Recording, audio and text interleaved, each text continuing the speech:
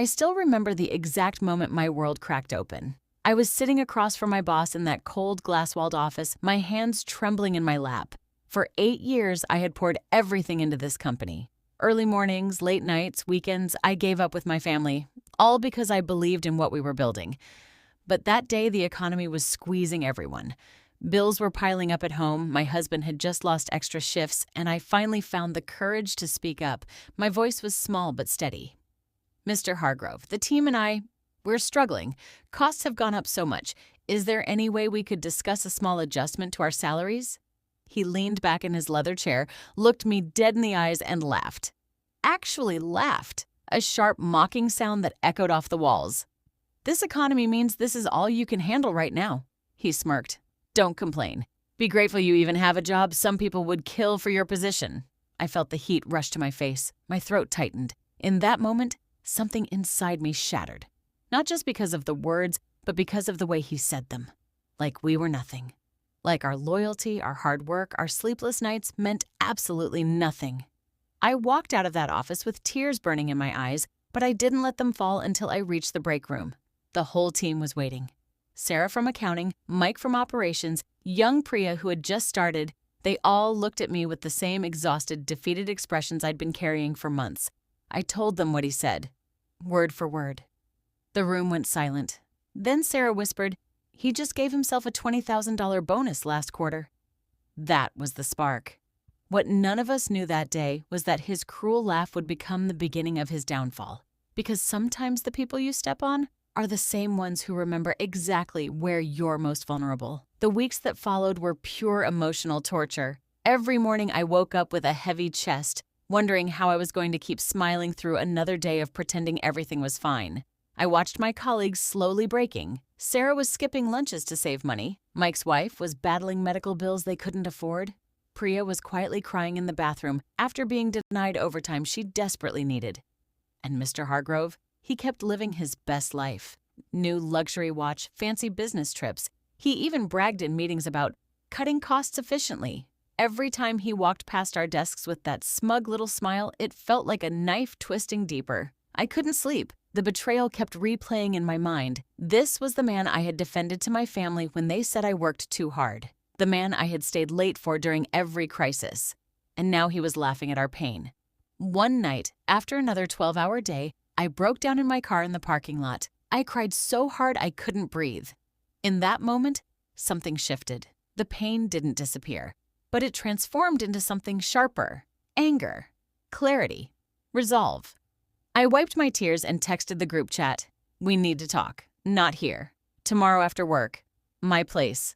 That meeting changed everything. We started piecing things together. Small clues we had ignored before. Disappearing project funds, fake vendor invoices, expense reports that didn't add up. Sarah, with her accounting background, quietly began digging deeper during her breaks. What she found made our blood run cold. Mr. Hargrove wasn't just being cheap.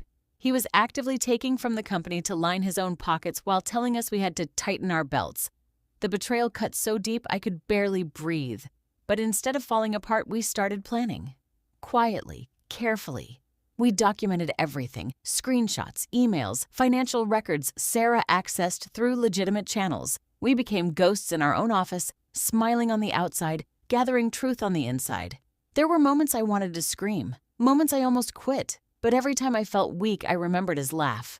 That mocking sound became my fuel. We weren't just hurt employees anymore. We were a team that had finally woken up. Ending, revenge, climax, and moral. It all came to a head on a quiet Tuesday morning. The regional director had flown in for a surprise quarterly review. We had prepared everything, a neatly organized folder with undeniable proof. Sarah had even created simple charts that showed exactly how much money was being diverted. Right before the big meeting, I stood up in front of the entire staff. My voice shook at first, but then it grew stronger. Today we stopped being silent. When Mr. Hargrove began his usual polished presentation about team sacrifices during tough times, I raised my hand. The room went still. I looked him straight in the eyes and said, "Before you continue, the team has something they'd like to share." Sarah stepped forward and calmly placed the folder in front of the regional director.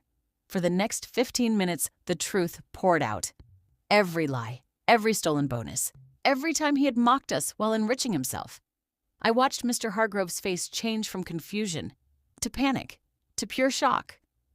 The same man who had laughed at me weeks earlier now sat speechless.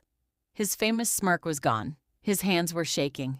The regional director's face turned stone cold as he reviewed the documents. By the end of that meeting, security was escorting Mr. Hargrove out of the building. No more fancy watch, no more private office, just the humiliating walk past every single person he had looked down on. The company launched a full investigation. Within weeks, several of us received the salary adjustments we had earned, plus back pay. More importantly, we gained something priceless: our dignity. Today, I sit in a much different office, not because I got promoted, but because I finally understand my worth. The team is stronger than ever. We look out for each other now. We speak up. We refuse to be silent when someone tries to break us. If you're watching this and you're in a situation where someone is laughing at your pain, belittling your struggle, or making you feel small, I want you to hear me. Your voice matters. Your pain is real. And sometimes the most powerful revenge isn't loud or cruel. It's simply refusing to stay quiet. It's standing together, and it's choosing to rise.